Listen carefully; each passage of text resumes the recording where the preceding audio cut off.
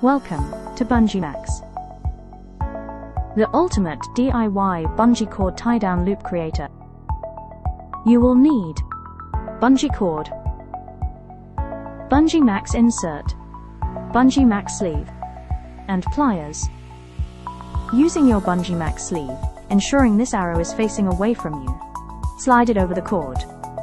Using the insert, ensure these arrows are facing towards you. Lay the cord into the two channels in the insert, while creating your desired size loop. Fold the insert over the cord and pinch to keep it in place. Slide the sleeve over the insert. Pinch it in as far as you can. Using the pliers, press the insert into the sleeve until it is all the way in.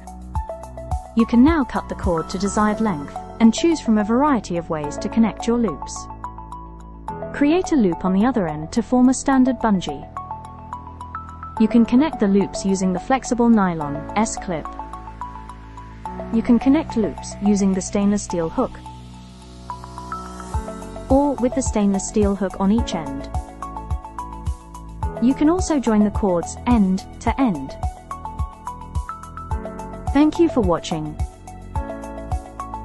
Enjoy using your BunGmax system.